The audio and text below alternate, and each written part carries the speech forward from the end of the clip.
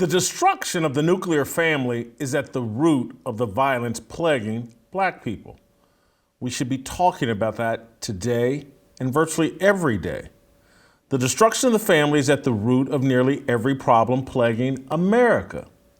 You want to know why the midterm elections did not reflect a repudiation of Joe Biden and the Democrat Party? Because Democrats realize American citizens want a society and system geared to serve irresponsible individuals rather than intact families. Out of fear of being labeled a racist or misogynistic, the media have failed to explain the full ramifications of a matriarchal society. The ramifications are on full display in the black community. A female-led world operates like the southside of Chicago.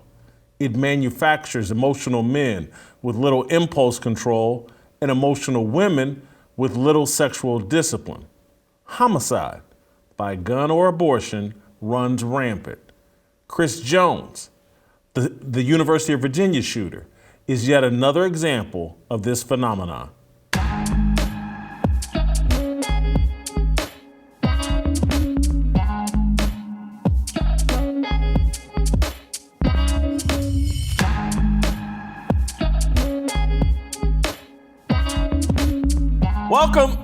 Welcome to Fearless with Jason Whitlock.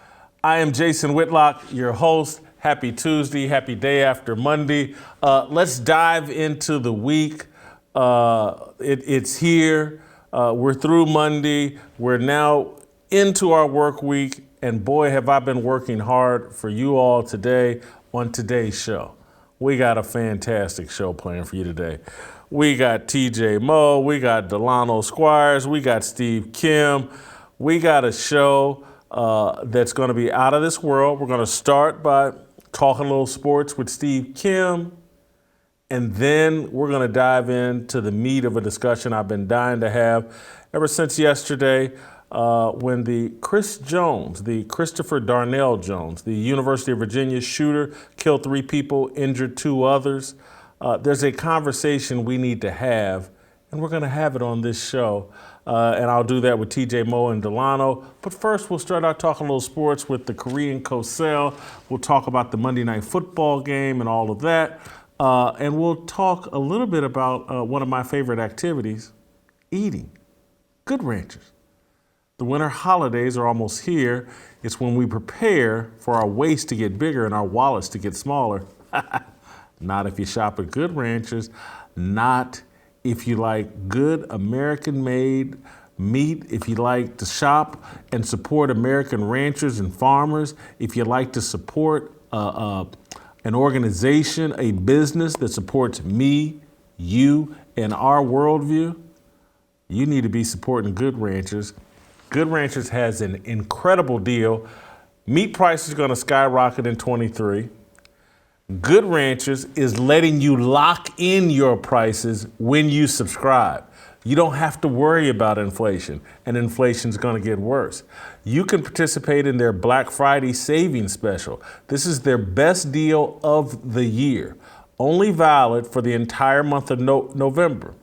With my code, FEARLESS, you can get their exclusive Black Friday offer of 2 free Black Angus New York strip steaks.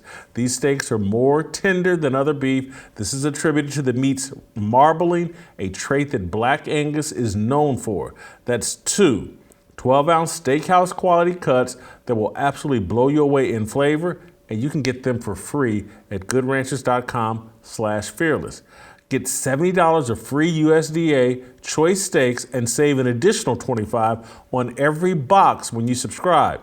Treat yourself or someone you love to Good Ranchers' award-winning service and quality this holiday season. Remember to visit goodranchers.com/fearless or use my code FEARLESS at checkout to grab their best offer of the year. Black Angus is one of the premier breeds of cattle for high-quality beef, so don't have a normal Black Friday this year. Have yourself a Black Angus Friday with 2 free steaks from Good Ranchers, American meat delivered. Speaking of American meat delivered Korean style, let's roll out to Los Angeles and bring in the Korean Cosell, an American meathead. as I like to call him. Again, I saw the comments yesterday on the YouTube. Y'all need to cut it out with all this caping up for Kim and acting like Kim is the best part of the show. Look, I'm the star of this show. I say the most interesting things on this show. I'm the most entertaining person on this show. I don't know whether Kim is putting in a bunch of anonymous names and putting these comments in there himself, but y'all cut it out. Today, as you're watching the show, put comments in there about how I'm carrying Steve Kim and he's lucky to work with me. We don't want this guy getting a big head. We got to be careful. You got to be careful how you manage guys like Steve Kim. They got egos. And so you got to be very careful. So keep the comments more directed towards me, how good I look, how clever the things I say are. Don't even bring up Steve Kim today in the comments. Don't do it in the chats. Don't do it in the comments. Talk about me. Steve, welcome back to the show. What's so funny, Steve? I'm trying to give our audience some good instruction. You know, we're going to be the modern-day version of Stephon Marbury and Kevin Garnett. They had a beautiful thing going in Minnesota. The T-Wolves were going to be the team of the 21st century, and it's this type of conflict, man. It's just that it broke them apart. You're Starberry, and I'm trying to keep you in line, Starberry. I'm Kevin Garnett, the generational talent. No way, no. Although I am Asian, and Stephon did go to China, so okay, I'm gonna make some. There you go. See, to make that happen. So what's going on? There you go. Let's start with last night's football game. The Washington Commanders knock off the Philadelphia Eagles, knock them from the list of unbeatens, and so that opens up a conversation. People by default, since Philly was undefeated, people have been saying, Philly's the best team in football. I've never jumped on that bandwagon. Other people have. Who do you think, and again, this isn't about being the best team in football so much as if you had to rank your top 5 teams, who has the best chance of winning a Super Bowl? I'm going to give you my list first. The Chiefs are number 1. The 49ers are number 2. The Buffalo Bills, then the Eagles, and then Tom Brady and the Tampa Bay Buccaneers. I'm betting big on the 49ers and the Buccaneers. Their records don't indicate for them to be ranked this high, but that's my top 5. And so after last night, who do you think the best teams are? Who do you think has the best chance of winning the Super Bowl? Okay, I have some thoughts on your list, but my top 5, you know what, I'm going to stay steady. I'm going to give them a couple of weeks here to get back their mojo, and they have some slump-busting games coming up. Schedule is very favorable for the Bills in the next couple of weeks. Get Josh Allen back on track. Number 2, Kansas City Chiefs. So me and you don't disagree that much. Then the Philadelphia Eagles are number 3. I love their roster overall. And this is going to surprise you. I think Kirk Cousins might make a run. I have Minnesota Vikings at number 4. And number 5, I have the Miami Dolphins. So me and you agree there. Jason, their number 2 team is the Niners. I think that's fool's gold. As much as I like that team up and down, that you roster. You were on the show yesterday singing their praises. No. But here's the problem. I don't like Jimmy G. I actually think that team is unbelievably talented in every phase. When I look at Garoppolo, I'm just like, I don't see it. I really don't. They are deathly afraid of him. And with the way they can run the ball at times and the eye candy provided by Shanahan, where he's setting up plays. And there's too many times, and I said this to you last week, where Shanahan will call up and dial up the perfect play that he set up for a quarter or two, and then Jimmy G flubs it. He is the very example of why you can't judge a quarterback just on a box score. You have to actually watch the game, because there's a lot of times where he's like 21 for 30, 238 yards and a touchdown or two. You think, oh, it's a pretty good game. But you know what? Out of those misses, there's like 2 or 3 huge misses that a guy is just wide open and he flubs it. I mean, I'm just telling you, the guy that I think is the most unselfish player in the league, because he's so underused and he's absolutely dynamic, is their tight end Kittle. And he's being used as a third tackle. I mean, this guy is a dynamic athlete who's just as good athletically as Kelsey, except there's a difference. One guy is used properly and has Mahomes. The other guy is a great blocker, and the other guy catches about 3-4 passes a game, doesn't really bust the big plays as he once did because he's not utilized. This is a quarterback-driven league, and my view is Jimmy Garoppolo, as much as Trey Lance, I did not believe in him, and I did not think he was ready. Jason, there's a reason why he did not start the year. Think about it. Do you really because they made a mistake. They made a mistake is why he didn't start the year. Right. But you, in your heart, you really think Garoppolo can take that team to the Super Bowl again? Because I give him credit. He's already done it, Steve. He's already done it, Steve. And you know what's funny? And in that Super Bowl, he had a chance to bring them back, had a wide open post pattern, overthrew it. I'm just telling you, I don't trust. As much as I like him, I don't trust him. I know. You got Kirk Cousins rated ahead of the 49ers, and Kirk Cousins ain't even never sniffed the Super Bowl. Jimmy G's already been there, and I'm not saying Jimmy G's better than Kirk Cousins, but you're so down on Jimmy G, and he can't lead him to a Super Bowl when he's already led him to one. Another one. No. When it comes to Cousins, I like that. I like that this year. We have seen in the past mediocre to pretty good quarterbacks have that one magical year. Remember Mark Rippon in 1991? Led an unbelievably good Redskin team, had that magical year where he elevated his game and he was consistent. I think he led them on a 15-1 mark, won the MVP, and hit every big shot. Now, I have to give him credit. He's terrible in prime time. And when the lights are on and the whole nation's watching, he shrivels up a little bit. There's no doubt. But once in a while... Oh, you mean like the playoffs? You mean like the playoffs? Right. Okay. I'm just telling you. Okay, you know what? Let's go back to Garoppolo. Go back to that NFC Championship game last year. He missed wide open throws. I still remember Kittle breaking down the seam wide open in the first quarter. Should have been a 65, 70-yard touchdown.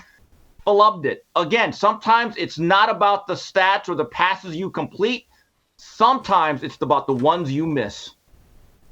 And what the audience just witnessed is why, again, I'm better than Steve Kim, and it's why I'm the host of this show, is he just totally turned this into a conversation about Jimmy Garoppolo when we're trying to talk about the Philadelphia Eagles. That's why you need me. That's why you need to be in the comments talking about how great I am to this and how necessary I am for this show. Put that in the comments. But I want to say this, Steve, about the Eagles. I've never been sold on them. I would love to say I'm not shocked they lost to Washington, but I knew they were going to lose at some point to one of these teams they shouldn't have.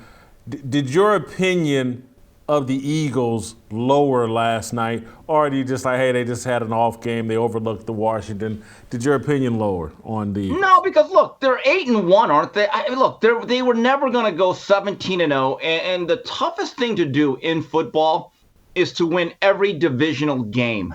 No one ever talks about it. It is hard to play these teams year after year twice and really blow them out. I give Ron Rivera credit. They had a great game plan. Jason, you know they ran the ball 49 times yesterday. I always talk about keeping it simple. Brian Robinson was a horse, and that game just seemed to fly by because if you're the inferior team, one of the ways you even up the score or the odds, you shorten that game. And that game was like really quick to me. You suddenly look at the clock and there's like 4 minutes left to go in each quarter because they did a good job of protecting Heineke and then taking some shots down the field with McLaurin. And the Eagles just did not have it. They committed stupid penalties, bad turnovers, but I wouldn't overreact. They're still 8-1. They're pretty damn dominant on both sides of the line of scrimmage, and it's one of those games where every break went against them. Now, here's what we have to find out. We are basically halfway through the year. There's a lot of tape that is circulated. Let's see what happens to Jalen Hurts the second time around the league. Let's see if he can keep up this MVP pace. That much I will say. Let's see what happens to him. And so there was a controversial play at the end of the game that I don't think was controversial. I had no problem with the late hit penalty on Taylor Heineke. Let's play that clip. Troy Aikman and these guys seem to think it was a big deal. I didn't. It out. They're going to throw on 3rd down and 7. Instead, Heineke wisely, and now a flag. Wow. And that's going to, in essence, end the game. There's no reason for Graham to hit this guy. Yeah. He's on his knees. He's down. I had no problem with the ref throwing the flag. Jason, as the late, great Chick Hearn would say after a dumb foul, that wasn't exactly Phi Beta Kappa. Listen, in today's football, you get penalized when you hit the quarterback as they're throwing the ball. What makes anyone think when a guy takes a knee, you're allowed to touch him? You have to read the room. In that situation, you have to realize the last thing the Redskins want to do is actually throw the ball and have an incompletion because now it's a timeout. So, again, I talk about situational football awareness as if somehow there's no such thing as football IQ. Everyone should have known, hey, guys, if that quarterback gets the ball, let's not get one of these penalties that we're going to debate, but we know the way the game is called nowadays, especially in regards to the quarterback.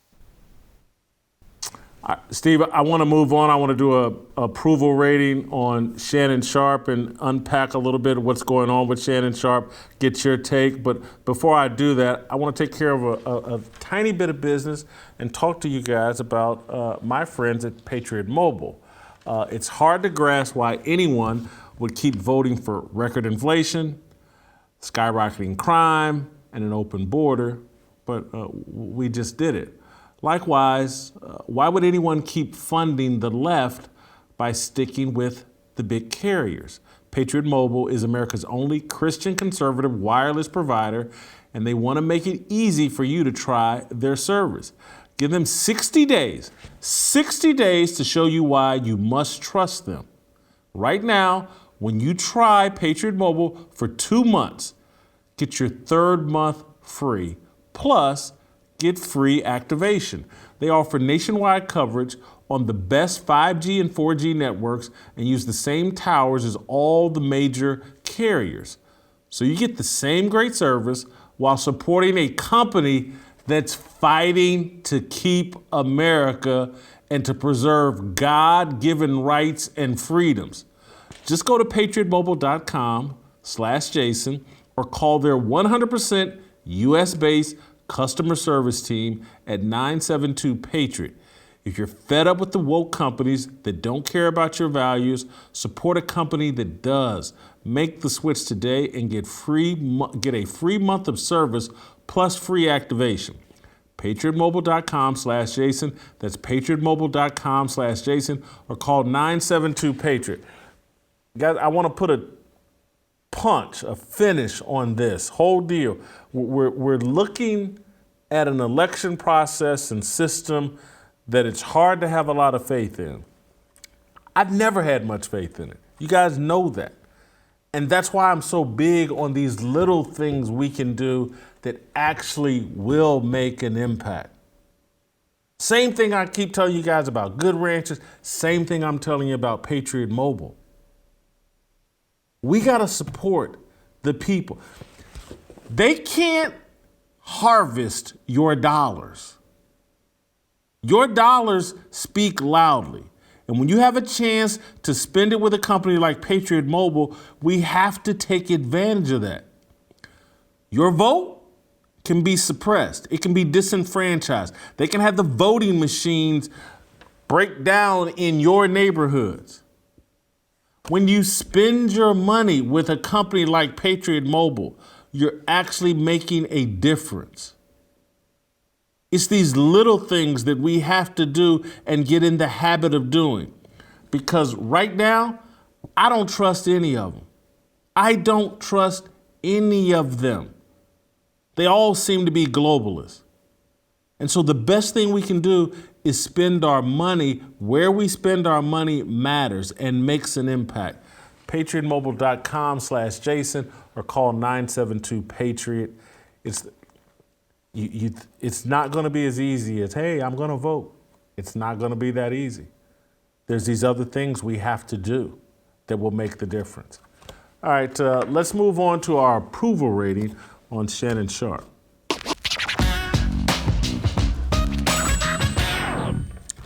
Steve, I'm going to bring a couple of guys into this conversation, Shannon Sharpe and Stephen A. Smith. I want to play you some clips. This is what from Shannon Sharpe and Stephen A. Smith. Let's start with Stephen A.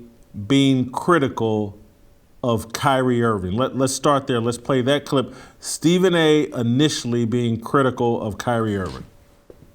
The Jewish community gets to define what is anti-Semitic, what is offensive to them.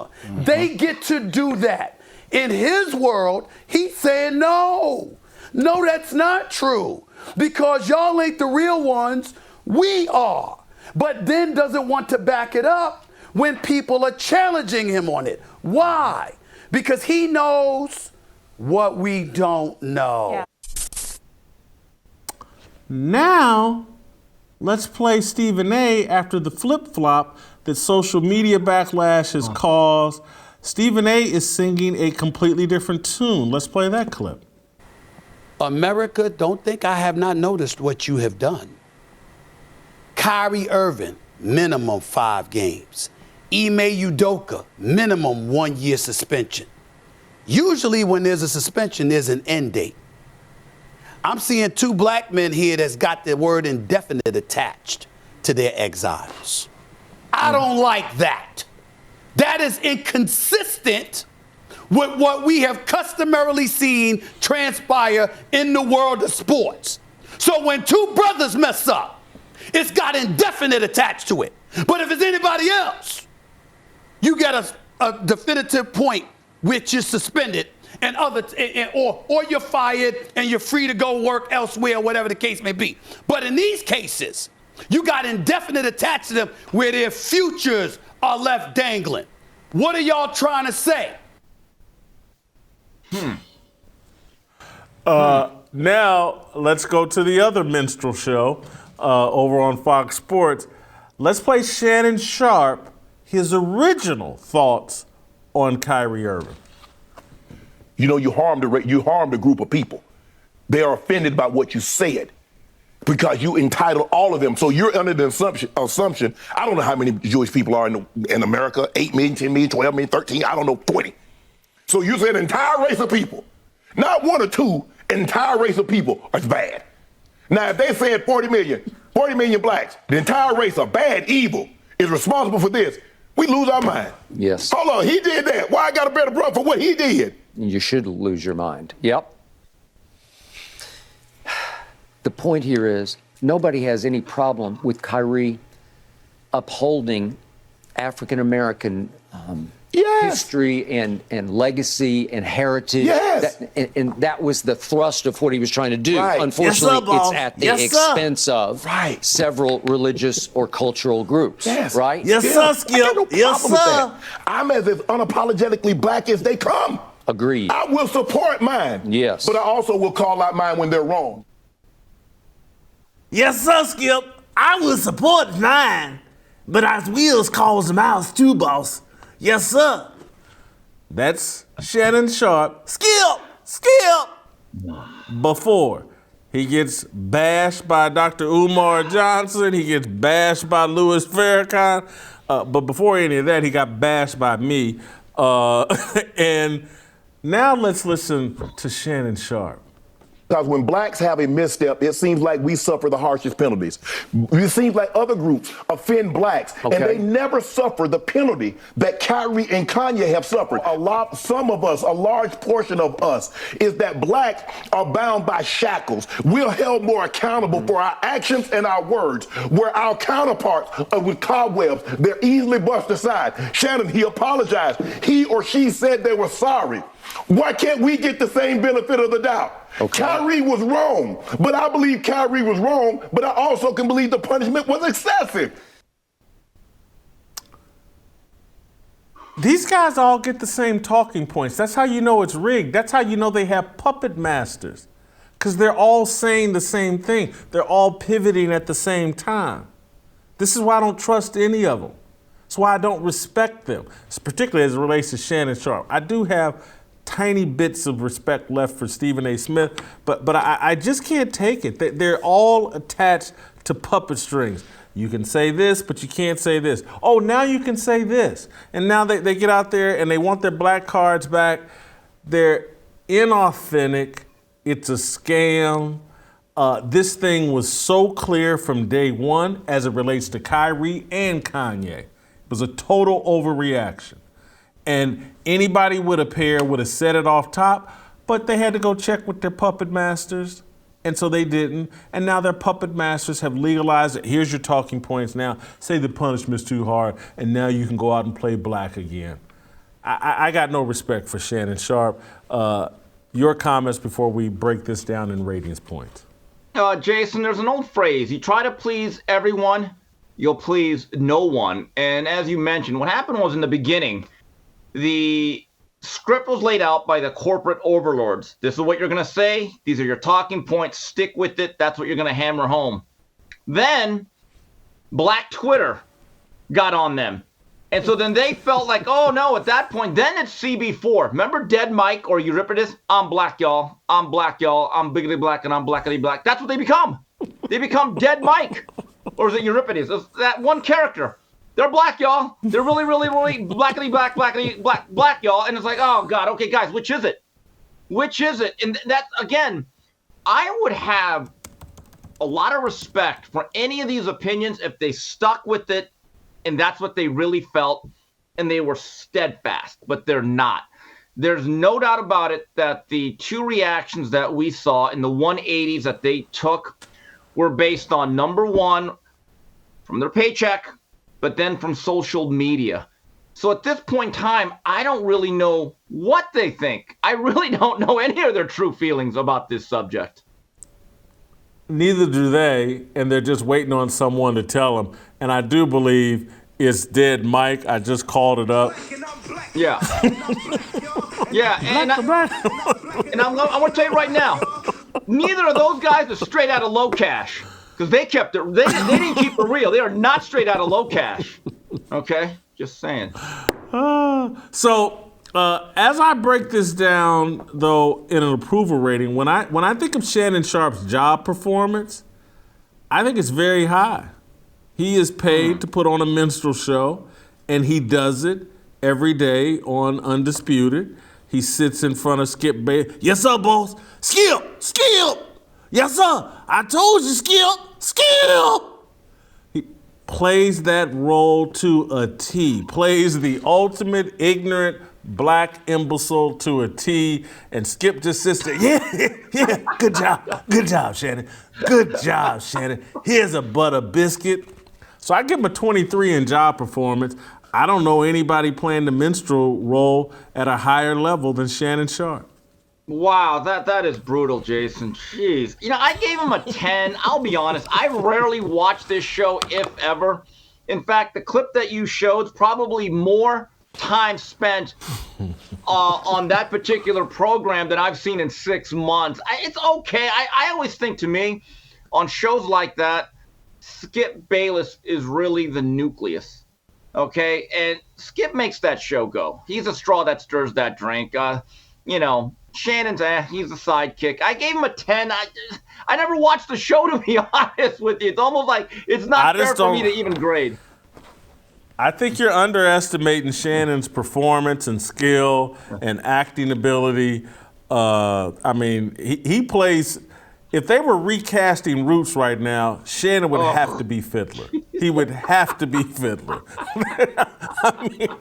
Who else could play that role better than Shannon? All right, let's go to character. I don't think Shannon has any. I can't go into full detail, but punch it into Google. Shannon Sharpe's got enough issues for a whole human resources department to be overseeing him. I give him a 0 in character.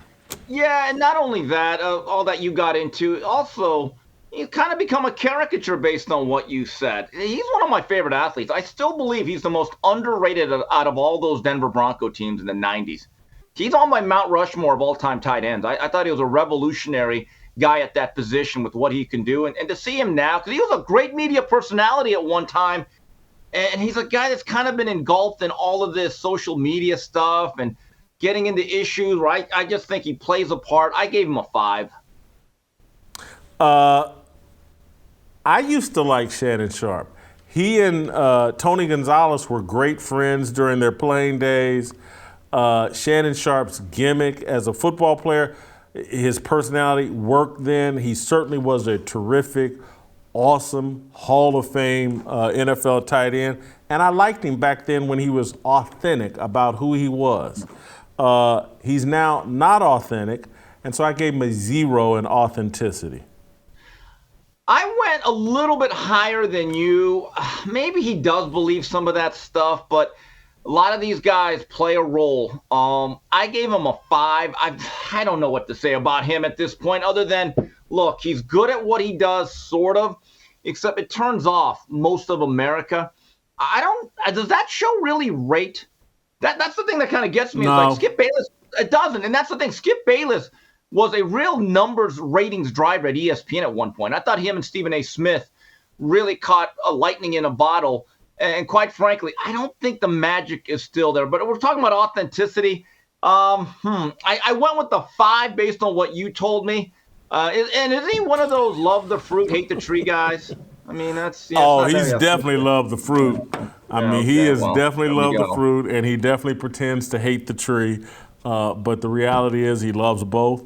But to your point, though, I'm going to go with a serious point about Skip as a ratings driver. And because I was just in a discussion this week or late last week about Stephen A. Smith's show, First Take, which competes against Undisputed, actually is experiencing ratings growth.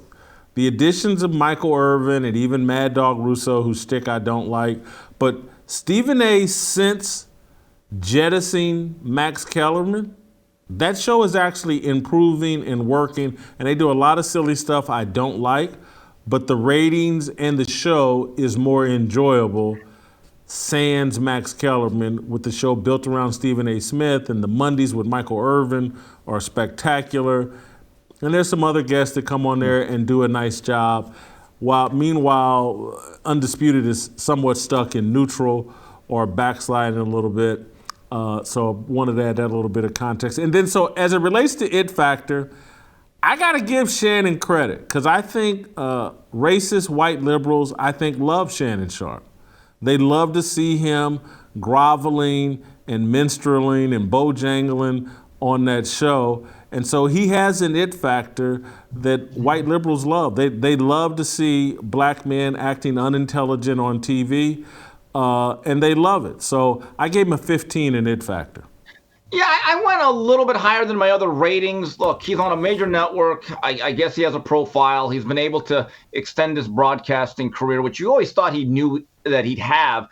The most memorable thing he ever did as a player, remember when he put on that Broncos head after they won the championship? I said, that's a colorful personality. And he's been able to extend it. Didn't he speak to the camera about call 911 or something? Call in the truth? Well, here's what happened. They were in New England, and they were blowing them out in 96. And the Patriot fans were getting on him in Foxborough. And so he got on the phone and said, hey, 911, we got an emergency. We are killing New England. Please send help. And all the teammates were laughing. And then there's the other year, though, when they played the Falcons in the Super Bowl, him and Ray Buchanan, the cornerback for the Falcons, they were like LL Cool J and Cool Modique. They were going back and forth. It was one of the funniest feuds you'll ever see, but he wore that Broncos head. I'll never forget that. And he used to be a fun-loving guy. Like, you'd laugh at the stuff or you'd laugh with him. Now you just kind of cringe at him. I'll be honest. It's sad to see. But he's still a serviceable big name. I gave him a 10. Yeah, Shannon Al Sharpe tongue is not as good as the old Shannon Sharpe. I agree. So I've got him we both have him at a dumpster fire. Yeah. I've got him at a 38. You've got him at a 30. You got him actually lower than me. You're not giving him credit for the minstrel show he's putting on. Steve, I'm going to cover one more topic with you. Yeah. And then I'm going to let you go. Soccer team. U.S. soccer team is over in Qatar. And their coach, Greg Berhalter, gave a little comment yesterday backing up their decision. They're changing their logo to to support the whole LGBT movement. Red, white, and blue are no longer the colors. They're going with the rainbow colors. Here's their coach explaining why. Yeah, we've been talking to the team for the last 18 months about Qatar, about some social issues in Qatar, and we think it's important. Like wherever, I think that when we are on the world stage and we are in a venue like Qatar, it's important to bring awareness to these issues, and that's what Be the Change is about. It's not just stateside that we want to bring attention to social issues. It's also abroad. And, we recognize that Qatar has made strides and there has been a ton of progress, but there's still some work to do. And it's just about Be the Change basically represents everyone's individual opportunity to make change and to have change start with them. So I think it's appropriate that we have it here as well. I think this little rainbow patch, I won't be shocked if in the next year same-sex marriage is probably legalized in Qatar. After people see these rainbow patches on our soccer team, I mean, things are going to change instantly, and those soccer players are certainly going to feel better about themselves with those patches. Hats off to them. What a virtue signal. I mean, this has Megan Rapinoe's fingerprints all over it, doesn't it? I mean, my God. So let me get this straight. You're playing in the world's most prestigious tournament, in the world's game, right? I mean, this is kind of big, the World Cup. This is the most important tournament in the world of any sport. And you're talking about LGBTQ rights. So really, in a team meeting, you're telling me that coach got everyone together and said, hey, guys, no film study today. Let's bring something up. We want to talk about this. Really? That's really what they're – I mean, it's just ridiculous. And by the way, with Qatar, I have a feeling they're not going to change a damn thing. This is why I think a lot of people really just shut up and kick the ball. You're not going to change my mind. You're not going to change the minds of a lot of different people. It doesn't matter. I feel bad for the coach because he's forced to say it. Look, that guy's getting an unbelievable opportunity to lead a team into a tournament that is incredibly prestigious. And now he's got to put up this front like, yeah, we really care. We really care. We really give a damn. We got to bring awareness. Oh, God. I'm going to tell you this again. Nothing is more ineffective in modern day activism than quote unquote bringing awareness. Bringing awareness is just being someone that is annoying, someone that is bothersome, someone that is irritating, but they get credit because at the end, when nothing changes, they say, well, I mean, we brought awareness. It's ridiculous. When I saw that, I'm like, okay. Yeah, no, all that money that I was going to buy on U.S. soccer gear, now it's really not going to go to that. I don't even know what to say. Look, I am not a soccer fan or football, whatever they call it. I'm not going to watch a single minute. I'm really not. And I don't know how many people are not going to watch it at this point because of that. But that stuff to me is overwrought now. It's just simply happens too many times. And this is why I think athletes really just play the damn game. We don't want to hear your proselytizing.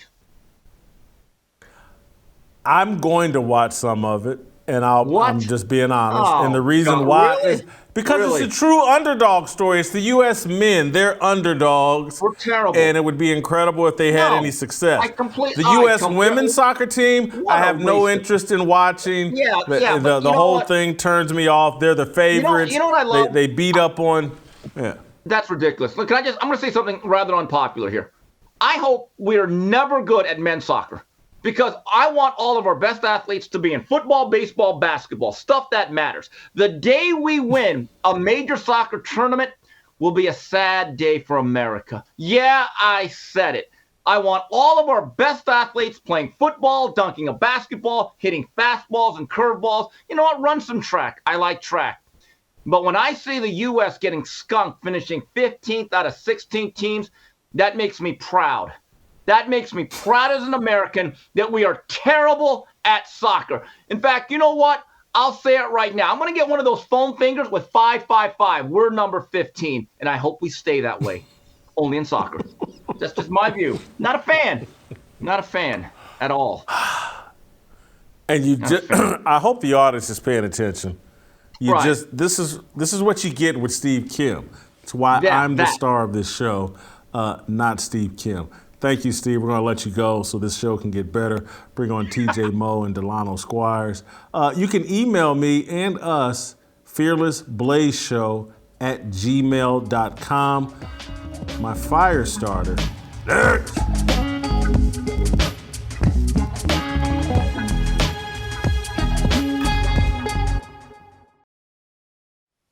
You won't be asked to say the names of the 3 college football players shot and killed on the University of Virginia campus Sunday evening.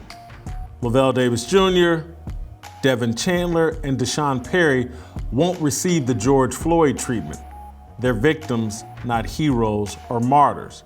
Their murders don't advance a political agenda or racial narrative. Their statistics added to a familiar body count. Another trio of black boys murdered senselessly. According to the CDC, the 5th leading cause of death for black males is homicide. Murder doesn't crack the top 10 for white or Asian males. It's ranked number 9 for Hispanic men. Murder is a rite of passage for young black men. We've normalized it to the point that it's celebrated in music. The only time we care is during the rare occurrence when a white man kills one of us while trying to exercise authority over our black bodies. You know all of this. The hypocrisy is pointed out every time a body drops in Chicago or Baltimore or New York City. So it's no surprise that Christopher Darnell Jones Jr.'s name disappeared from the headlines as soon as media outlets learned he looked nothing like Derek Chauvin. Jones killed Davis, Chandler, and Perry. Jones's name will be as forgettable as his victims by the end of today. No one wants to talk about Darnell Jones, Davis, Chandler, or Perry. No one wants to discuss the implications of this tragedy. ESPN and Fox Sports spent more time dissecting the ramifications of a Duke volleyball player allegedly being racially harassed at BYU than the death of 3 Division I football players. South Carolina women's basketball coach Don Staley canceled a game at BYU over safety concerns. I wonder how Staley would feel about playing at Virginia. Black-on-black violence is so acceptable now that we no longer even debate causes and cures. Or perhaps we refuse to discuss it because the culture disagrees with the cure. The destruction of the nuclear family is at the root of the violence plaguing black people. We should be talking about that today and virtually every day. The destruction of the family is at the root of nearly every problem plaguing America. You want to know why the midterm elections did not reflect a repudiation of Joe Biden and the Democrat Party? Because Democrats realize American citizens want a society and system geared to serve irresponsible individuals rather than intact families. Out of fear of being labeled racist or misogynistic, the media have failed to explain the full ramifications of a matriarchal society. The ramifications are on full display in black communities. A female-led world operates like the southside of Chicago. It manufactures emotional men with little impulse control and emotional women with little sexual discipline. Homicide, by gun or abortion, runs rampant. Christopher Jones is yet another example of this phenomenon. His father divorced his mom when Jones was a 5-year-old. Christopher never engaged with his father again until he was a teenager. Eventually, according to a 2018 feature story in the Richmond Times-Dispatch, Christopher went to live with his grandmother, Mary Jones. His aunt, Sandra Jones, was his most important influence. According to the same story, his father's abandonment left him angry, solemn, and quick to fight. A good student, Jones's temper provoked numerous school suspensions. He walked on the Virginia football team. He lasted a season before giving up. Families are meant to be led by men. Nearly 75% of black children grow up in single-parent homes. The chaos created by this dysfunction shows up in academic performance, drug uses, incarceration rates, teenage pregnancy rates, and homicide rates. Corporate media promotes bogus research that argues black fathers outside the home spend more time with their kids than other fathers inside the home. It's all an obvious lie. The lies are backed by Hollywood fantasy movies and TV shows depicting black girl magic. Female warriors in Dahomey, Africa, slay white colonizers, and end the slave trade in The Woman King. The new Black Panther movie tells the story of Wakanda's bald-headed lesbians partnering with Black Panther's sister and an American teenage girl, MC Lightweight, to fight off a Mexican swimming team. The same people who love to see heavyset 51-year-old Queen Latifah jump off balconies and beat up men in The Equalizer are flocking to see Wakanda Forever. This is the American future China is paying Hollywood to promote. The Chinese Communist Party wants all of America to embrace the matriarchy and Wakanda. The CCP campaigns for a Lori Lightfoot to run every major city or an emasculated secular man. China loves the American matriarchy. China smiles every time a fatherless American child turns murderous. Every time an American woman runs to Planned Parenthood after a one-night stand. Every time American men choose diversity, inclusion, and equity over the meritocracy. Corporate media won't talk about Christopher Jones because the puppet masters know where the conversation will eventually lead. The price tag for the disruption of the nuclear family is going to cost all of us the American freedom we've taken for granted. Black people in Chicago, New York, Los Angeles, Baltimore, Philadelphia, and Indianapolis have been paying that price for decades. They go through metal detectors before entering nightclubs. They have bars on their home windows.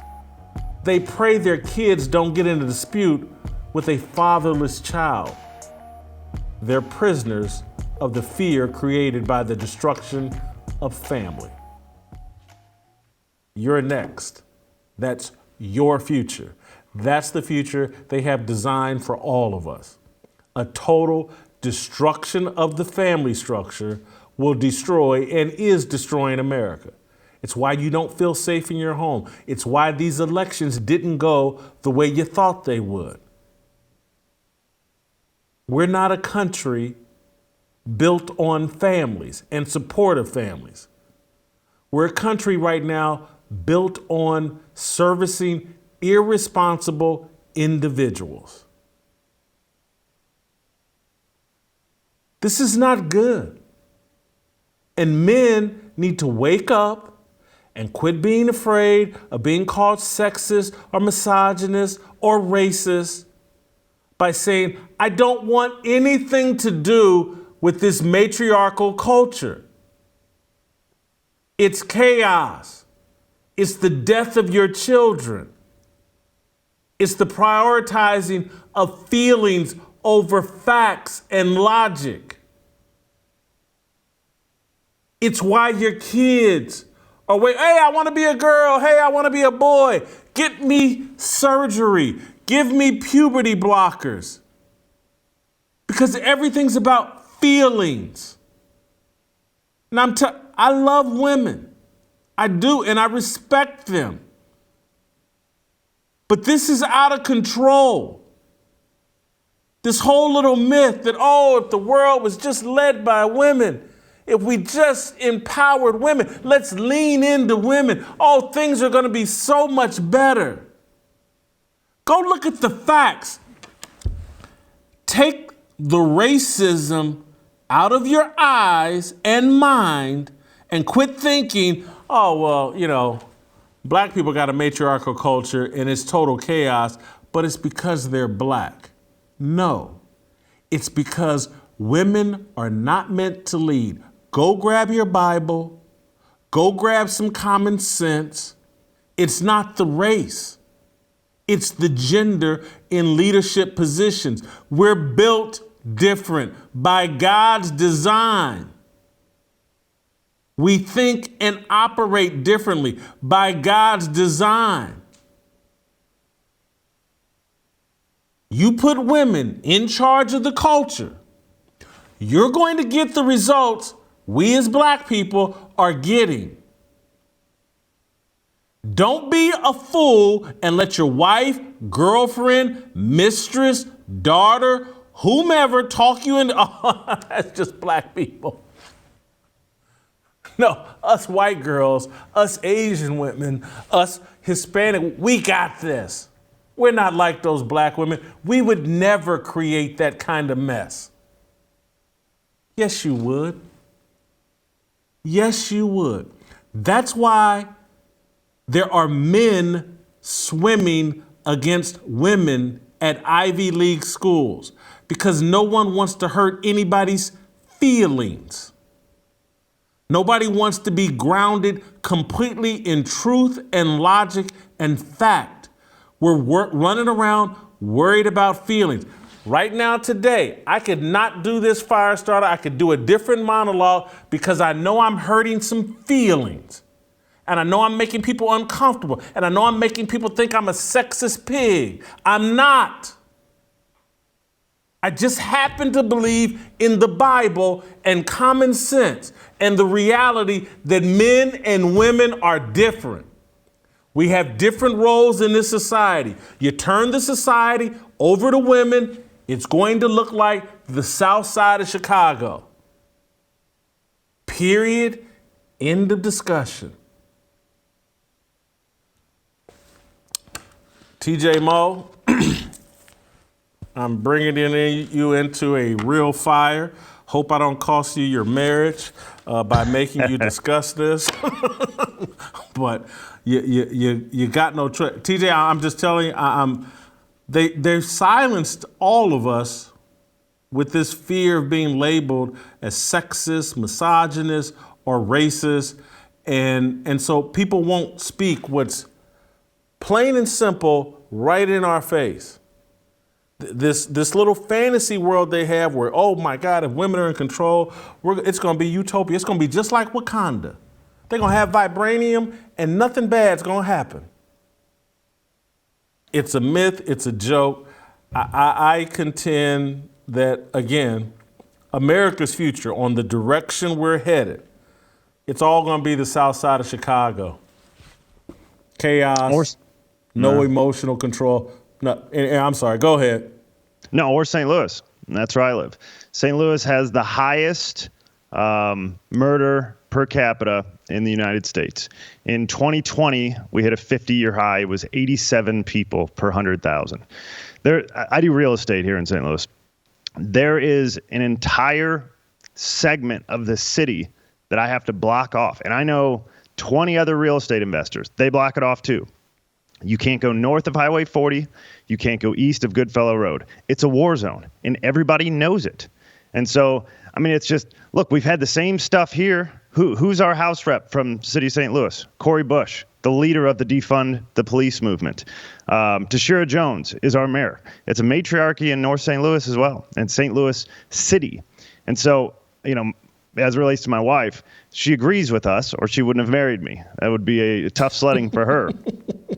I wish, because there are a segment, we don't give a lot of credit to these people. There's a serious segment of women who are in full agreement with us. And my wife is one of them. She doesn't want to be the leader of our family. The stuff that men are tasked with doing, women are not built to do. And the ones who embrace their biblical role don't want to do that, right? They want to be mothers.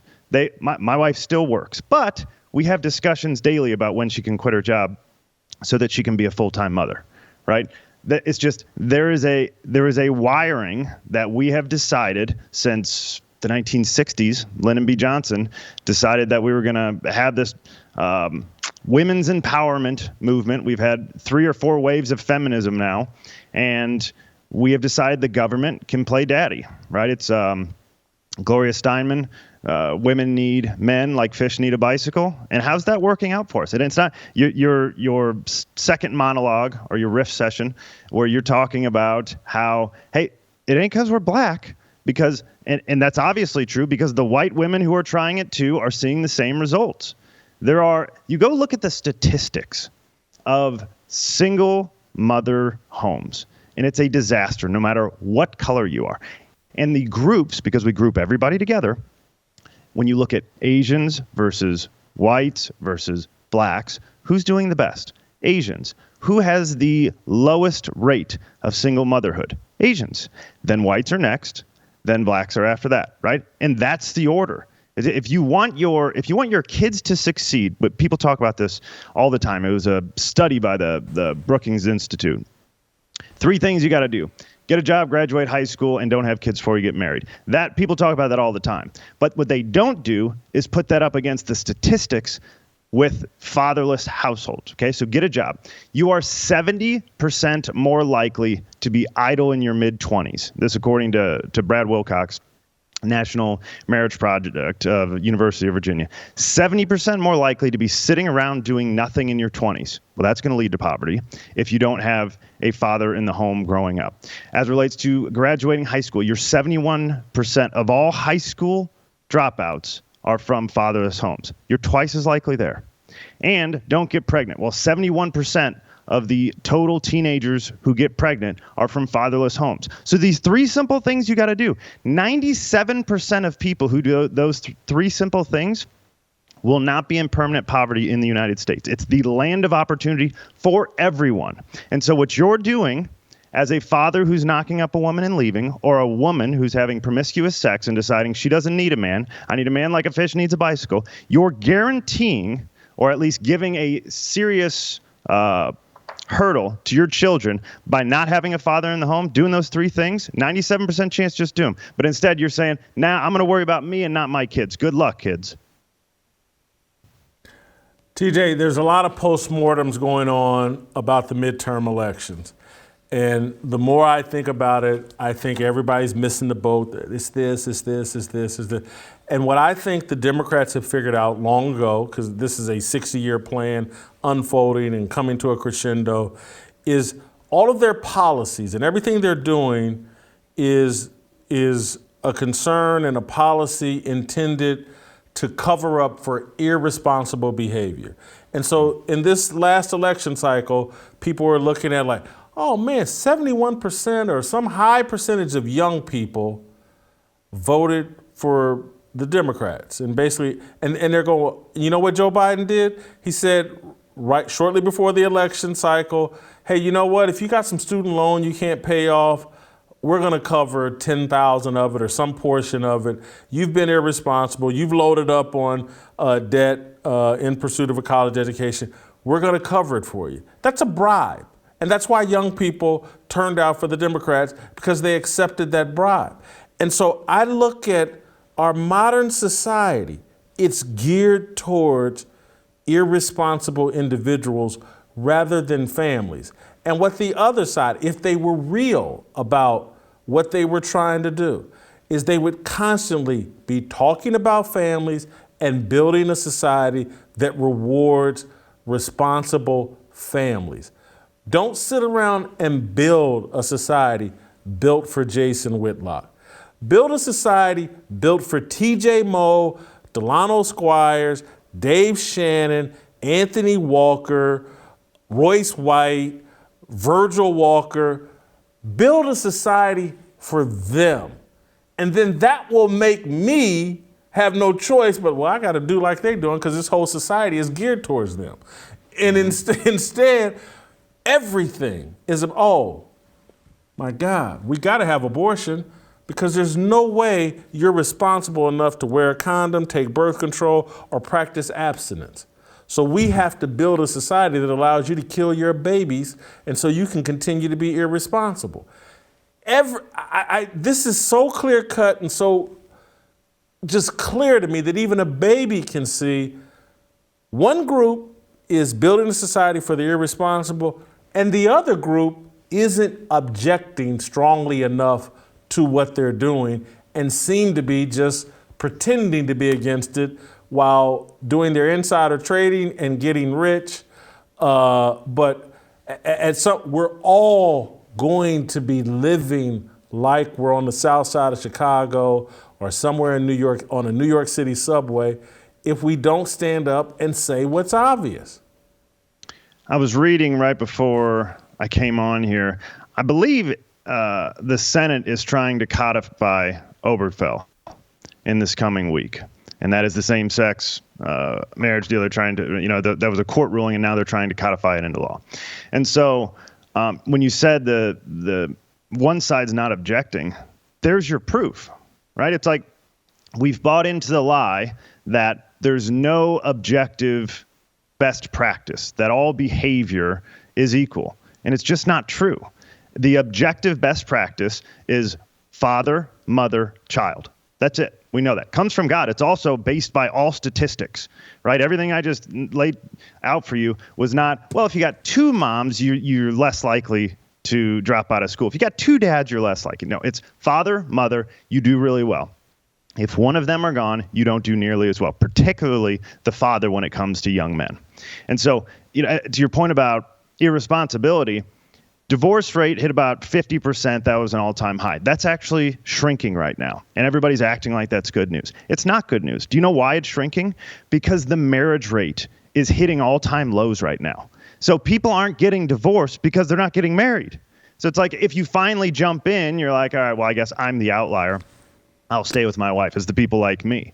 But nobody's getting married and nobody's having kids. There are very few countries in all of the West right now that have a replacement level when it comes to having kids. So you don't want to get married. That would be a responsibility. You don't want to have kids. That would be a huge responsibility. I've got a kid and another one on the way, and I want several more. And I'm at one right now, and I'm not sure how I'm going to do two. But we're going to keep going, and responsibility requires that, right? And you should have some general obligation when you're raising kids to think about the country. It's, you've mentioned before that, hey, you should get an extra vote. If you're married, you should get an extra vote. And I'm like, I'm only half serious when I'm saying this, but I'm like, I don't know if single people should get a serious vote, because who do you have to think about? I don't know. Who else do you have to think about? I have to think about my wife and my kids. Yeah. And it's like, do you really want to have a population who's voting for their best interest right now? And if you're 75 years old and you're single by yourself, it's like, let's vote to go into $12 trillion worth of debt tomorrow, because who cares? I'm dead in 5 years, right? It's a really bad position. And then the abortion thing is the obvious. The sexual revolution that started, in the 80s, 70s, and 80s, you've just decided, hey, it's all good. We can kill our babies, so we don't need a father. The government will step in if we have to have this kid. But why worry about it all? We can just kill this kid. And this is a stunning statistic that I can't believe doesn't get more attention. If you have 50% of women who have one abortion have at least two. I'm just floored by that. It's like, it's not a mistake thing. This is your birth control. And what we always talk about, if you don't value life, you shouldn't get a vote in how you go about valuing life, because that's government, right? Taking care of life. If you actually don't value life, you shouldn't get a say-so in this. TJ, the final thing I want to talk to you about is I argue in my mono column that China loves all of this and is financing, in my view, Hollywood, the television industry, and all. They're promoting the matriarchy here. And they're promoting emasculated men here, they're promoting masculine men there. But when I look at movies like The Black Panther, The Woman King, TV shows like The Equalizer, I'm just like, who is supporting, who's financing, who's promoting this? And to me, it could only be the enemy of America that is financing and promoting. So whatever country, whether it's Saudi Arabia, whether it's, I don't know who. China, I do believe, they all want to see us go down this path, and they keep putting out movie after movie after movie. And I saw, and we're going to talk about the Wakanda Forever movie tomorrow in detail. I went to see it. Shamika, Anthony, I think we had Lauren Chin and Delano, but this little fantasy world that Hollywood keeps pumping out, that Queen Latifah at 280 pounds and 50 some odd years old is jumping off balconies and beating up men, and that bald-headed lesbians are running Wakanda and taking on, Mexican gangs and the whole West and all that. And China loves what we're doing. This works really well for them. Oh, why wouldn't you love it? We're destroying ourselves. And then we argue about it internally. We don't have to have anybody else argue outside of us. China's also, by the way, not doing the things that we're doing. They're just applauding us for doing it, right? This is a group of people who is actively carrying out the genocide of the Uyghurs, and nobody says anything about it because they're getting paid too much. That Royce talks about this all the time. That in China, as we're having less kids, China's having more. You remember for a long time, China, you could only have one kid. And I think it was 2016. They're like, no, let's kick it up to 2. And then like 2 years after that, 3 years after that, they're like, okay, let's do 3. Seriously, we're going to have a societal collapse if we have a population decrease like this. So now they're actively trying to get as many people to have kids as possible, while we're saying, with the Green New Deal, we couldn't possibly imagine bringing a child into this world. It's like, I want to be Dave Shannon. I need 7 kids. If you give me 12, as many as my wife will give me, that's how many I want. This CNN ran something today, because I guess we're supposed to hit 8 billion people as of today on planet Earth. And the idea immediately becomes, how can this world possibly handle this? And we're going to destroy ourselves, overpopulation. And we got all of the Bill Gates and these depopulation losers all in agreement with them. They're like, we've got to find a way to curb this population growth. And we're like, all right, you first, man. It's like, we're definitely not going to tell our kids that they can't exist. I want to have kids. They deserve to have a life. How about you? And then a group of you that hate yourselves in America, go ahead. It's a serious problem. Across the world is a problem. And it's not just America. We're the forefront of everything. Everybody keeps up with us. I bought a house from a guy from England from the UK. And he knew everything about American politics, every last thing. He lives in the UK, came over here because his dad was here and he was selling his house and he was going back to the UK. He knew everything. Everybody keeps up with us, so we're at the forefront of this. But the whole West, it's a collapse in values. And so the way out is what we're talking about, but it sure feels like we're talking to ourselves a lot of times, because after last Tuesday, with all the stuff going on, it's like, how many drag shows do we have to have for people's eyes to open? I don't understand. Thank you, TJ. Great job as always. Get your Fearless Army swag at shopblazemedia.com/fearless. You can email me at fearlessblazeshow@gmail. Don't go anywhere. We're going to get a little smarter. Delano Squires. It's my obligation, I hate discrimination, raising up your hands for freedom.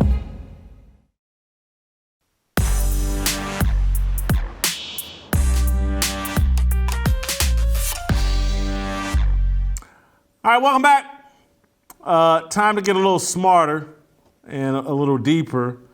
I've been dying to talk with Delano today about today's Firestarter. TJ did an awesome job, but just keeping it real, this topic is ready-made for Delano. Delano, come help your boy out. I don't think we're going to be hearing a lot about Christopher Darnell Jones Jr. after today. He's not going to be treated the way George Floyd was, or the victims won't be treated the way George Floyd was, and Darnell Jones won't be treated the way Derek Chauvin was.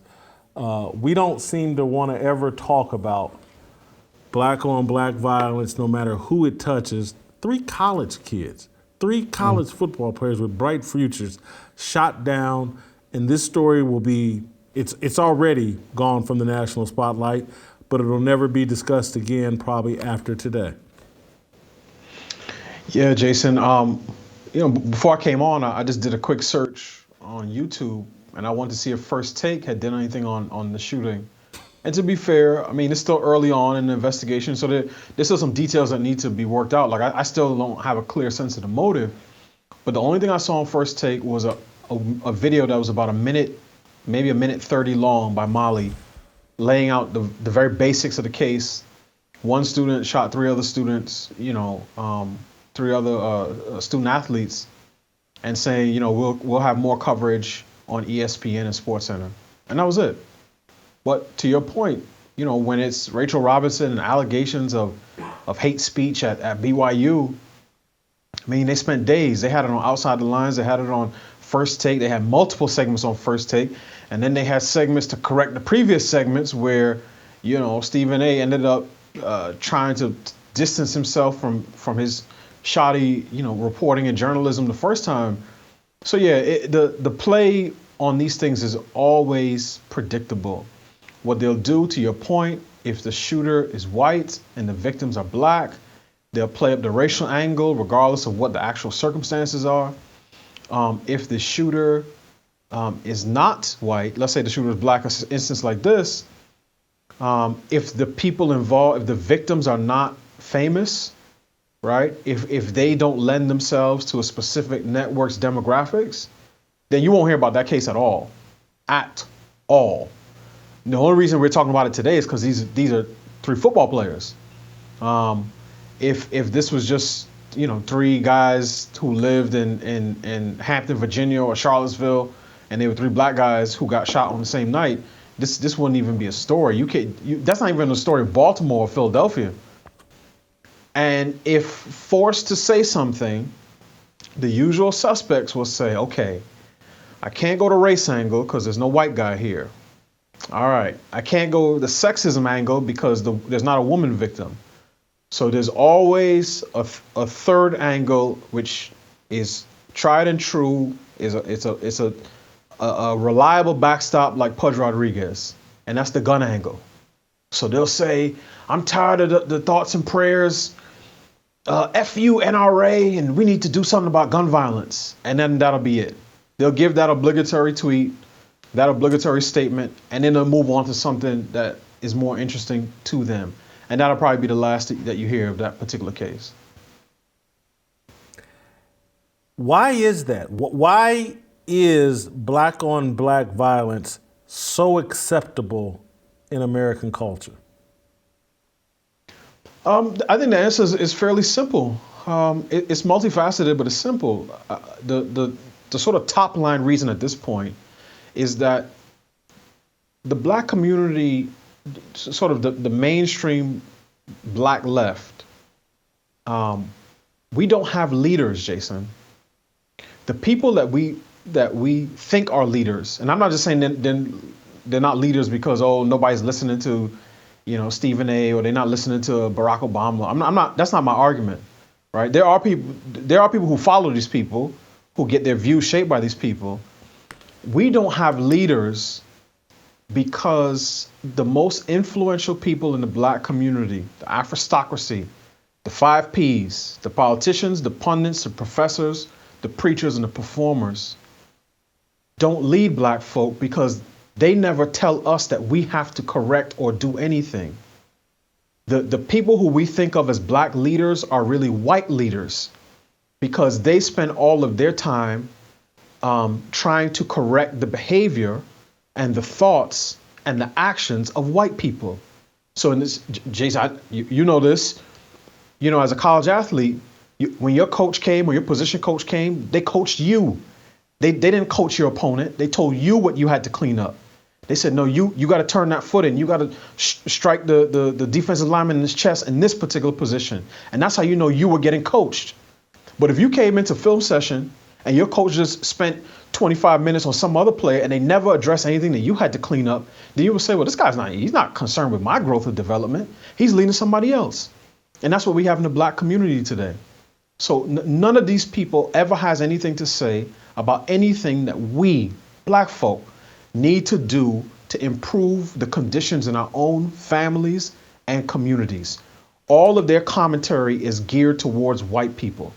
White people must buy these books, listen to these podcasts, live in these neighborhoods, go to these schools, post these messages. And that's all it is, over and over again. And I think that had been simmering under the surface for a while, but George Floyd's death brought that all the way to the surface. And I love where you just took my head. Because I'm literally sitting there thinking about being a football coach. Let's say I'm Bill Belichick, and let's say I'm playing the New York Jets this week. And let's say Bill Belichick kept going to his team, the Patriots, and saying, here's what the Jets need to do in order for us to be successful. And so every day this week, he would go in and say, if the Jets do this and this and this, we'll be successful. His players would look at him like, well, what do we need to do? They're paying you money to tell us what we need to do. You're telling us what the Jets need to do in order for us to be successful. He would be looked at as a fool and run out. But all of Al Sharpton and Jesse Jackson back when he was functional and whoever they allow on TV, you're right. They spend their entire time coaching the other team. Yep. And I don't understand why we tolerate it or why it's allowed or how they get away with that or how we can't see that that's what we're doing. I mean, we could push the analogy forward. I think the reason why is because most players would rather focus on the faults and the flaws of somebody else than their own. No guy wants to sit in film session for 45 minutes going over how he missed a block or he missed an assignment or he dogged a route. So when these quote unquote leaders do their shtick and they say, oh, it's white people, but it's white flight if white people leave the neighborhood. It's gentrification if they move into the neighborhood. But always and at all times, their goal is to keep us focused on race and to keep us focused on the things that white people say, do, and think. And that is the actual white supremacy that is most prevalent in the black community today. That is the true white superiority complex. If the white man does it, it is very important. If he says a cross word, it's very important. If he says the same words that you, Mr. Black Man, say, it's very important. But when you say something, right, when you degrade a black woman, when you promote violence against black men, it's not nearly as important. And that's why Don Imus got run off the air and Snoop Dogg gets to smoke reefer with Martha Stewart. So this is where we are, as a community. And getting back to the question you asked me, there's no uglier truth in our community than what you talked about. The black homicide victimization rate is 7 times higher than that of whites. I've said this to people multiple times on Twitter. I've posted the links to the data and the graphs. You literally cannot graph the two on the same chart. For whites, their graph on the y-axis tops out at about 20. For us, ours starts after 0, starts at about 50. So you can't graph the two on the same. And you pulled out the number in terms of overall leading cause of death for black males. So that's from like 1 to whatever the age is, right? But when you look at those smaller age breakdowns, and CDC used to have it broken up really finely. Now they do from like 1 to 19. And I think they do from, maybe 20 to 44 or something to that effect. It's the leading cause of death in both of those two groups. For that first group, I think it's like 35%. For the second group, it's about 24%. But Jason, even that doesn't really capture the picture, because I've done the data, I've gone into the actual report. When you go from 15 to 24 of the black males in that age category who die, obviously tragically, 50% of them die by homicide. And this tracks with what all of us, if you've grown up within 65 miles of a city, you understand this. And I can name them from New York down to Charlotte, to Miami, to Atlanta, to Cleveland, to New Orleans, to Chicago, to St. Louis, to Baltimore, to Philly, to Compton. All of those cities in which there's some significant black population, every one of us is going to know, many of us know people personally who've been killed, right? And all of us know the crime stats in those cities. So even if your city, and I grew up in New York City where, you know, you got relatively equal sort of population groups, relatively speaking, but more equal in most cities, white, black, Asian, Hispanic. In New York City, 96% of the homicide victims are black and Hispanic. Now, the problem is that would be a cause for national outrage if it wasn't also the case that 90+% of the perpetrators are black and Hispanic. And when you are a community that roots your identity in the notion of being oppressed, then you see yourself in the person who's a victim of a racist criminal justice system, and not and you don't see yourself in the person who's the victim of violent crime. And that's why the BLMs and the Sharptons and all the other, the usual suspects in the media will step over dead bodies in their own neighborhoods. Because some of these people are from Detroit, they're from Philly, they're from DC. They'll step over those bodies to go find a guy in Sheboygan somewhere, right? Some place they never heard of. And they say, oh, wow, this guy was shot by a police officer. This guy was killed by a vigilante. That's really important news. And that's why, Jason, when I would go on the Root, the Griot, and Black News Channel for the short period of time it was up, I couldn't find any crime story from any major city, no matter how horrific. And it didn't matter if it was a toddler who got shot in the chest or a 7-year-old in a McDonald's drive-through, Jaslyn Adams in Chicago,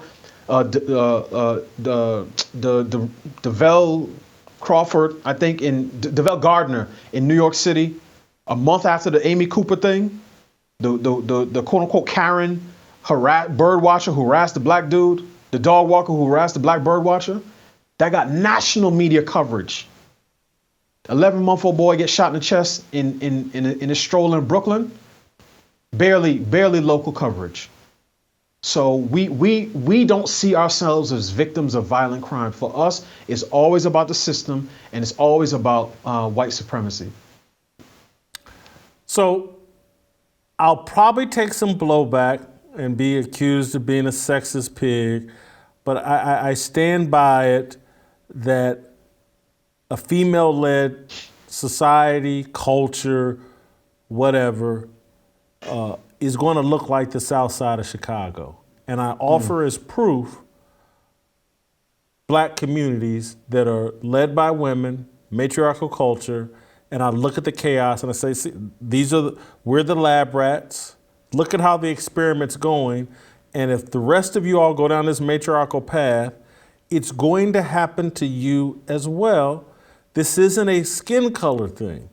This is a cultural thing. And if you just go look at what God wanted and how we're designed, it's not to be led by women. And so am I wrong for like this whole little fantasy we have that if black women or women were put in charge of everything, the world would be a more peaceful place? I say go look at the data. Black women are in control of black culture. Is it a more peaceful place? I mean, I don't think you're wrong at all, because I start from a very simple position. The designer is the definer. And if you believe that human beings are created by God, which I do, then you have to ask yourself, well, how did God order his creation? How did he design it? And if you go according to the design, then more often than not, things will work out for you. If you go completely against the design, then you're going to have all types of problems. Again, I like to make stuff simple, right? If every one of us has probably, had a flat tire at some point, you open up your trunk, you take out the spare, you change it, you go on about your business. And then when you have time, you go to the shop and you get your tire patched and replaced. No one in their right mind would buy a car off a lot if it already had a spare on it. Because you understand that driving it that way off the lot means that it's never going to reach peak performance. Now, just because you have 4 good tires and you do regular oil changes doesn't mean that you're not going to encounter maintenance issues, because everybody encounters maintenance issues. What I'm saying is, when you go against the design specs, when you have a spare and then you underinflate the other tires, when you don't do regular oil changes, when you don't do tune-ups, you're guaranteed that your car is not going to work. And in communities where the roles that have been given to men are being fulfilled by women, or worse, by children, the number of black kids who are really raising their own siblings. My wife was a social worker for 5 years in DC. We worked in the same building. Sometimes I would see her downstairs as she was doing visits with families. I would hear all the stories of mothers, 24 years old, 6 kids, right? 1 or 2 of the kids are out wandering on the street, all hours of the night. 10-year-old is basically the man of the house, is raising everybody, making sure everybody getting to school. When that becomes part of the norm for a particular community, you're gonna have trouble. And part of the problem is oftentimes we focus this on the effect on children, and there is an effect, but there's also an effect on women. This is why you hear so many black women say in simultaneously, we want the power, we want the control. When black women lead, everybody is better off. We saved democracy. We donned our cape. We saved the country. And then 2 minutes later, it's so hard on us. Nobody checks to see if we're okay. And when do I get time for myself? And so on and so on and so forth. I saw there was a round table of, MSNBC's finest. Joy Reid, Tiffany Cross, Nicole Hannah-Jones, Tarana Burke, the start of the Me Too stuff. And this is what they were saying. They want the power, they want the juice, but then they're trying to figure out why nobody's coming to check on them. Well, that's because people don't tend to come and check on the general. I mean, they may serve him, he may have an assistant, but if you want the lead, right, it's like asking for the sun and wanting the light but not the heat. This is all that comes with it. And this is why most guys, generally speaking, don't get, particularly not masculine men, don't get on platforms to complain about how hard life is for them. Right? Oh my gosh. Oh. Right? There's no, coal miners YouTube, but the guys come on, face covered in soot, and they, it's so hard. That's part of the deal. When you're a man and you support your family, that's part of the deal. But these women, again, they want the light, but not the heat. And I think it's high time that we get honest with ourselves that this arrangement in our communities is not working. It's not working for anybody. The men don't have responsibility, and a man without a job and purpose and an objective is a dangerous man. The women don't have support or provision or protection, and the kids have none of those things. And that is not a recipe for success. That's a recipe for failure. So I didn't totally flesh out this idea in my mono or column, but it's certainly what I believe. The matriarchy produces weak and emotional men.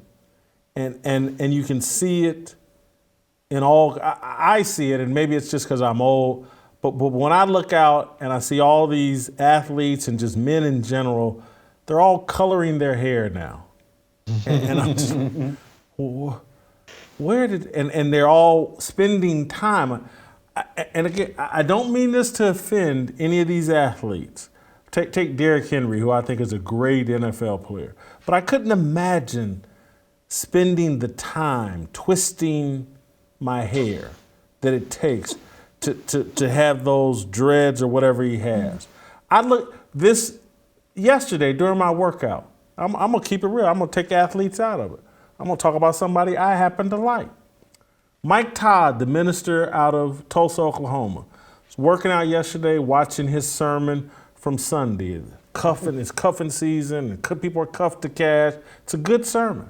But I'm looking at this dude's hair, And I'm looking at all the time he spent getting it braided up in a certain way. And I was thinking to myself, how do you have time for that? You're leading a huge church with a lot of young people. And you got time? That's got to take a couple of hours, 3 hours or whatever, so, once or twice a week. I don't know. Maybe if it's only once a month. I'm like, how do you have time? What man has time to care that much about his hair?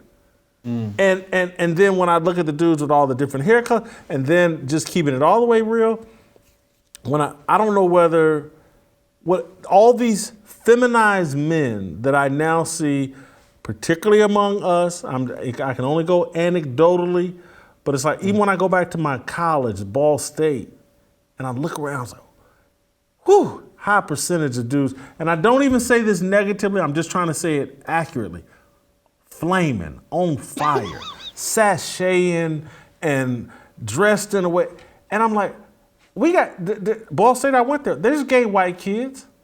I don't see them flaming like this. I don't see them, they carry themselves completely differently. It's like our kids are on fire, and I'm like, it could only be a result of this very matriarchal culture we have. And my father took me to the barbershop. My mother went to the beauty shop by herself. I never went with her as far as I can remember, many, many trips to the barbershop. I look at these dudes now and I'm like, oh, they grew up going to the beauty shop with their mama their whole life. Now they getting their hair twisted. Now they getting it colored. Now they're getting it, and I'm just, how do you have to? So anyway, the matriarchy produces weak, emasculated, emotional men. So Jason, you put me in a tough spot. I was telling Hadley last night, when I was in college, like a lot of guys that I knew, I grew my hair out. I always used to grow my hair out, but my dad would make me cut it for the new school year. But when I was on my own, I grew it out. I had braids. This was around the Allen Iverson time. So there was a girl from Philly who would braid my hair. She knew how to do the fish braids. Nah, I never had that much hang time, but I tried. And then I used to wear my hair twisted. And I mean, that was my style. It was low maintenance for me and it saved me money on haircuts. But I do see what you're saying. I see, I think like DK Metcalf, I see guys with pink and green and neon. And to me, it just strikes me as weird, right? It's just, that's not my thing. I didn't grow up in that era. If you were a guy, you had like, I don't know, blonde tips or highlights or something. That was a lot for my era. But I do think the feminization of the culture is expressed in a number of different ways. And you don't even have to be a guy who's raised exclusively by women to feel this, right? You can see it in some of the dress, and obviously, particularly when you talk about hip hop culture, now you see guys, the young thugs, guys trying to normalize wearing dresses, and when Dwayne Wade was painting his nails, there's a lot of boundary pushing, and I get it. Artists occupy a different space. I never would have dressed like Prince if I was a teenager in the 80s, but he was Prince. Nobody disrespected him. He was like, okay, it's Prince. It's David Bowie. Some of these guys are just weird like that. But now that's become mainstream. And every other week, Vogue or some other rag is trying to tell you that Harry Styles is, he's the man you should aspire to. But it's also in conduct and behavior. And I grew up around dudes who were, they were like water. They were still. Now, sometimes they would get upset at us as teenagers because we would do stupid stuff and they would discipline us. But I noticed, particularly over the last 10 years, and I think the internet has made this worse, a lot of guys have become comfortable being gossipy. And their conversations sound like hen parties. It's a lot of chirping and a lot of, and even older men. And I haven't talked about this individual in a while because, he sort of faded off the radar. But when I read some of Roland Martin's tweets, I legitimately ask myself, does he have like a 22-year-old female intern tweeting for him? Because Jason, and I lied to you not. And I hope if you clip this in context, because I don't want to get put out there like I'm advocating a different lifestyle. But when I read his tweets, this is the way I read them. It's a lot of neck rolling. I said, this guy's like 50 something. You know what I mean? Like, how did we get here? Because it's like when I was growing up, men of that age, and our parents had us young, so, you know, we were into our mid-20s, you know, by the time our parents hit 50, they weren't like that. They were solid. They weren't rah-rah guys, but they were solid. They were immovable. But now everybody is a neck roller, right? I text you last night. I was reading it was just a tweet from NPR's culture critic, Eric Deggans. And the number of times when he was talking about Dave Chappelle, and the number of times he used the term harmful, and it created a harm, and people were hurt, and all sort of stuff. And I'm just like, this guy's a culture critic. He takes on black culture, and these are the things that harm him. And I asked you, and I'll be candid, and again, I'm not trying to make it personal, but I said, his writing is so moist. There was no other word that I had for it. You know what I mean? It's these guys are soft, and particularly in our community, where this dynamic has been out of whack for a long time, the women are hard, and the men are soft. There are a lot of dudes growing up right now, Jason, men who are more feminine than their mothers. And that's a problem. Because when you're like that, no woman, as much as she says she's an ally and she's down for, you know, this, that, and the next, and it's okay if you experimented with guys back in the day, I'm open-minded. No woman wants a man like that. You can't have two soft people. If the thing is falling apart, somebody's got to be there solid. And if it's the woman that's always solid and the man is always freaking out, eventually she's going to say, why do I need you? You're more emotional than I am. And going back to your original point, this is why female rule, oftentimes, particularly in the scripture, in the Old Testament, was a sign of God's judgment, because it means that men have vacated their rightful place. And if there's one place you can see this as clear as day in the culture, it is the role that women have played or not played as it relates to the trans stuff. Because I said this last week, the women who have spent a lifetime talking about how hard it's been to advance in corporate America or media or some other industry, academia, when they got faced with somebody who said, well, I'm more oppressed than you are, they have no defense mechanisms. And that's why I said these women have finally found a group of men that they can submit to, because they're quiet and they will throw all of their sisters under the bus. As I said, the women at ESPN, they have nothing to say for the teenage girls crying out for true sisterhood, saying, Jamel Hill, Elle Duncan, Mina Kimes, Sarah Spain, help me. Boys are dominating us in track. In fact, one of the cases was in Connecticut, probably right down the street from Bristol. Stone's throw from headquarters. And the women at ESPN, they're looking, they can see the track in the distance, and they see the guys lapping the girls with kicking up the dirt in the girls' face. And they said, well, sucks for them. I'm on to something else. I heard some fake hate crime happened in Alabama with Bubba Wallace and a piece of rope. That's the real story. So it's like all across the culture, you can see what happens when people are weak, when they're feeble, when they're afraid of being criticized, and it does no one any good.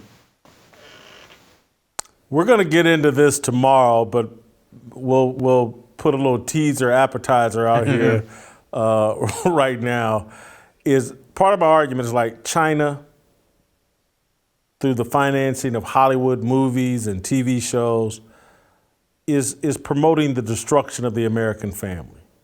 Mm-hmm. And I think we looked at it this weekend, those of us that went to go see Wakanda Forever.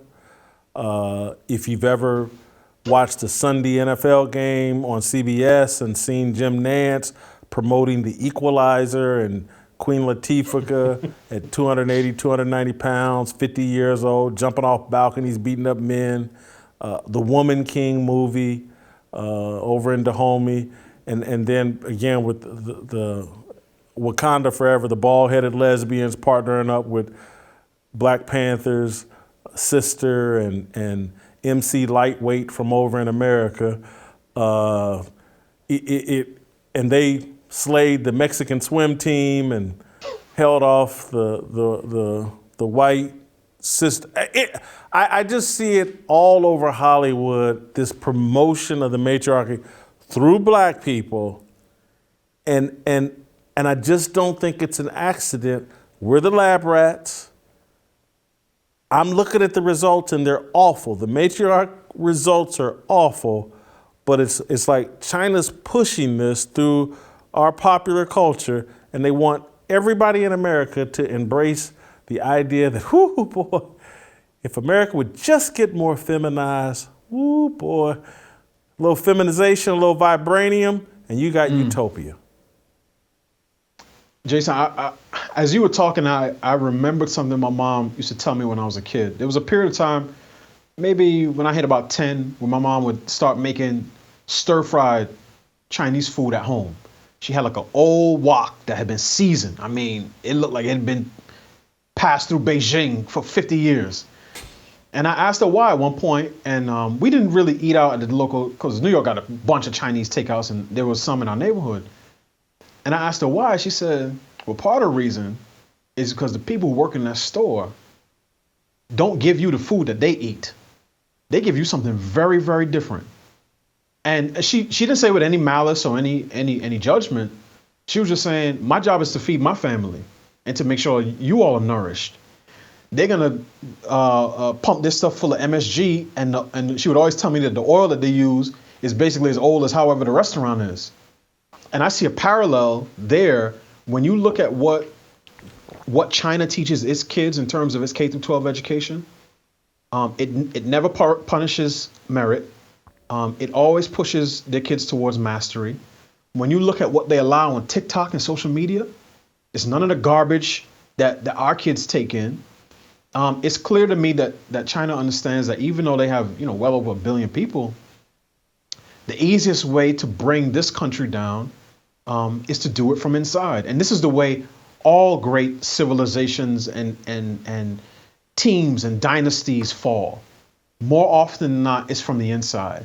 Outside forces, an external threat tends to make people retract, get into a defensive posture and say, we'll put our differences aside for this common enemy. But when you're fighting each other on the inside, the enemy will just sit back and say, okay, let me wait it out. Let me feed the flame, feed the fire a little bit more. So yeah, I see it. I went to see, Wakanda Forever. I told my wife, to its credit, I appreciated how they honored Chadwick Boseman, and obviously his untimely passing was extremely unfortunate.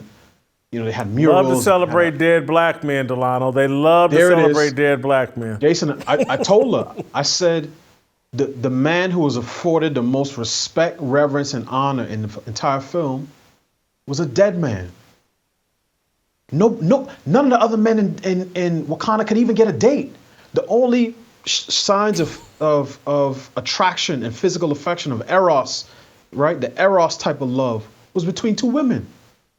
Now, if this was a different film and it was a general and he was consorting with his female underling, they would say, oh my gosh, what the power imbalance says she can't consent to a relationship.